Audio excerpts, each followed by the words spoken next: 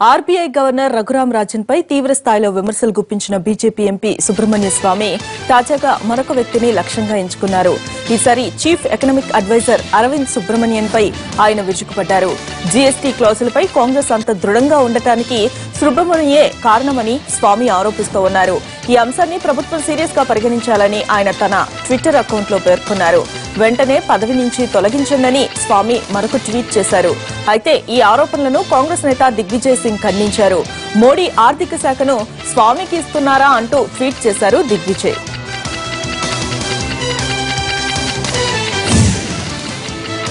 RBI governor Raghuram Rajan పదవీకాలం అనంతరం మళ్లీ అధ్యాపక వృత్తిలోకి వెళ్లాలని నిర్ణయం తీసుకున్నట్లుగా ఇటీవల వచ్చిన వార్తలపై ఆయన స్పందించారు.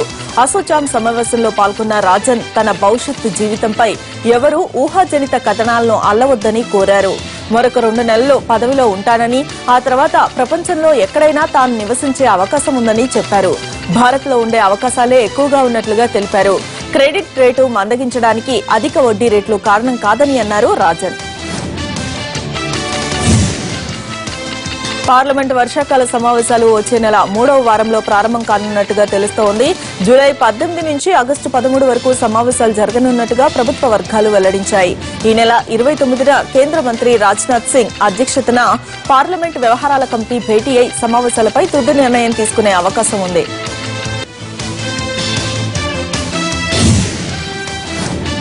ప్రముఖ ఫోటో షేరింగ్ యాప్ ఇన్స్టాగ్రామ్ అరుదైన మైలురాయిని చేరుకుంది. సరికొత్త ఫీచర్లు, డిజైనింగ్ ను మార్చుకుంటూ వస్తున్న ఈ యాప్ తక్కువ సమయంలోనే ప్రపంచవ్యాప్తంగా విస్తరించింది.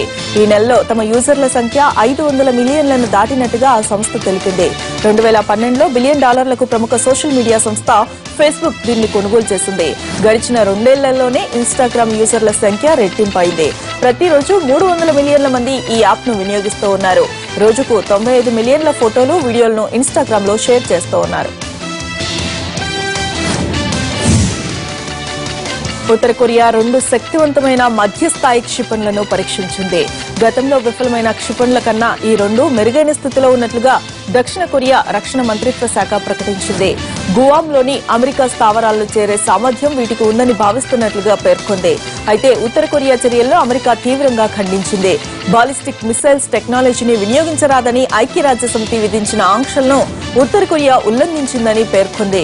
ఇటువంటి ప్రయోగాలను సహించేది లేదని జపాన్ ప్రధానమంత్రి షింజో అబే వెల్లడించారు.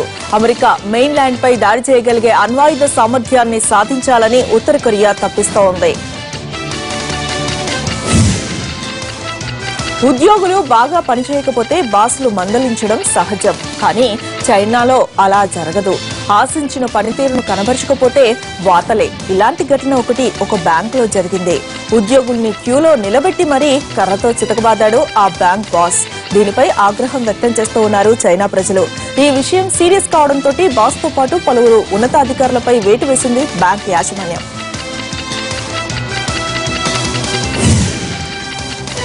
తరగతి గదిలో బాలుర కంటే బాలికలే ఎక్కువగా అల్లరి చేస్తారని తాజాగా ఒక అధ్యయనంలో తేలింది. అల్లరి విషయంలో హైస్కూల్, కాలేజ్ స్థాయిలో అబ్బాయిలదే పైచేయిగా కనిపించిన ప్రాథమిక స్థాయిలో మాత్రం అమ్మాయిలదే అల్లరి ఎక్కువగా వినిపిస్తుందట. 4-5 సంవత్సరాల వయసులో ఉన్నప్పుడు అబ్బాయిలు, అమ్మాయిలు ఒకే రకమైన భావోద్వేగాలు కలిగి ఉంటారని, అయితే వయసు పెరిగే కొద్దీ వారిలో కలిగే మార్పుల వల్ల అల్లరి స్థాయి పెరగడం, తగ్గడం జరుగుతుందని యుఎస్ లోని బ్రౌన్ యూనివర్సిటీకి చెందిన జయంతి ఓన్స్ అన్నారు. డైనోసార్ బొమ్మ తలతో తన స్నేహితుల్ని ఆట పట్టిద్దామనుకున్న ఒక బాలిక చివరికి అందులోనే ఇరుక్కుంది. అమెరికాకు చెందిన డార్బీ రిసన్ అనే బాలిక డైనోసార్ తలతో ఉన్న బొమ్మతో తన స్నేహితుల్ని ఆట పట్టించాలని అనుకుంది.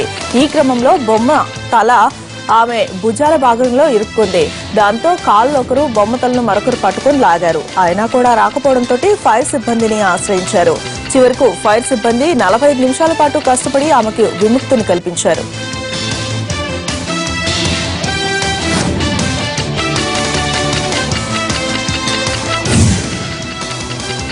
అమెరికా కాలిఫోర్నియాలోని లివర్మోర్ నదిలో గల్లంతై మృతి చెందిన తెలుగు విద్యార్థి పుట్టా నరేష్ కు నివాళులర్పించారు ఎన్ఆర్ఐలు. కొవ్వొత్తుల ర్యాలీని నిర్వహించారు. ఈ కార్యక్రమంలో విద్యార్థులు భారీగా పాల్గొన్నారు.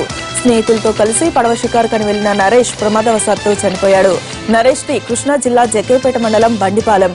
అతడి మృతదేహాన్ని ఇండియాకు తరలించేందుకు ప్రయత్నాలు జరుగుతూ ఉన్నాయి. అమెరికా న్యూజెర్సీలో వీటీ సేవ ఆధ్వర్యంలో మమత నిధుల సేకరణ కార్యక్రమం జరిగింది. ఈ కార్యక్రమంలో ఎన్ఆర్ఐలు భారీగా పాల్గొన్నారు. పేద విద్యార్థుల కోసం విరాళాలను సేకరిస్తున్నట్టుగా నిర్వాహకులు తెలిపారు. ఈ సందర్భంగా ఏర్పాటు చేసిన సాంస్కృతిక కార్యక్రమాలు అలరించాయి.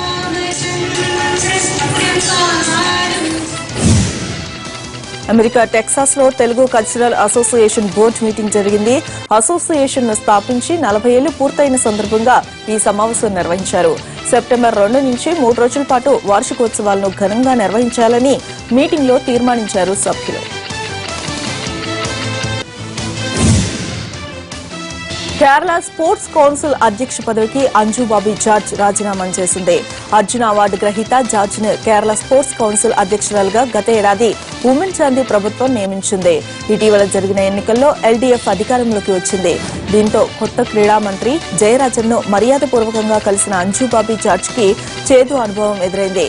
స్పోర్ట్స్ కౌన్సిల్ అవినీతిమయంగా మారిందని ఆయన ఆరోపించడంతో ఆమె చిన్నబుచ్చుకుంది. దాంతో తన స్థానంలో మరొకరిని నియమించేందుకు రాజకీయాలు చేస్తున్నారని గ్రహించిన ఆమె పదవి నుంచి బుధవారం వైదొలిగింది.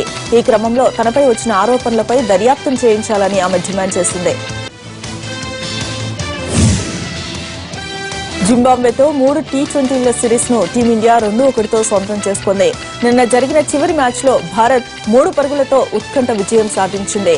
కేదార్ జాదవ్ కు man of the match, Shravan కు మ్యాన్ ఆఫ్ ది సిరీస్ అవార్డులు లభించాయి.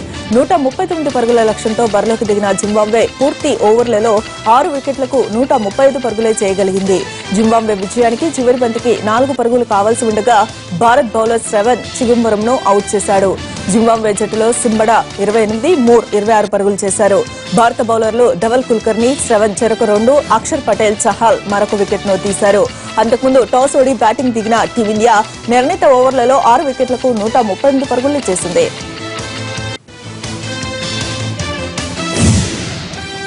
బంగాళాఖాతంలో ఏర్పడుతున్న మరొక ఉపరితల ఆవర్తనం ప్రభావంతో తెలంగాణలో విస్తారంగా వర్షాలు కురిసే అవకాశం ఉన్నట్టుగా హైదరాబాద్ వాతావరణ కేంద్రం అధికారులు తెలిపారు. నైరుతి రుతుపవనాలు 2 రోజులుగా నెమ్మదించిన పశ్చిమ మధ్య బంగాళాఖాతంలో ఏర్పడుతున్న ఉపరితల ఆవర్తన ప్రభావంతో 2 రోజుల్లో మహబూబ్ నగర్, నల్గొండ, ఖమ్మం, రంగారెడ్డి, హైదరాబాద్ లో భారీ వర్షాలు కురిసే అవకాశం ఉన్నట్టుగా వివరించారు. మరోవైపు విదర్భ నుంచి దక్షిణ తెలంగాణ వరకు విస్తరించి ఉన్న ఉపరితల ద్రోణి ప్రభావం రాష్ట్రంపై కొనసాగుతూ ఉంది.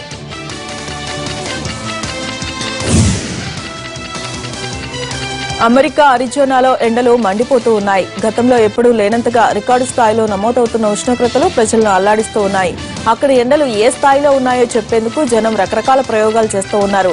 పిజ్జా, బర్గర్లను ఎండలో పెట్టి ఉడికించేస్తూ ఉన్నారు. కేవలం నిమిషాల వ్యవధిలోనే అవి ఉడికిపోతూ ఉన్నాయి. ఇటు మాంసం ముక్కలు కూడా ఎండదెబ్బకు మాడిపోతూ ఉన్నాయి.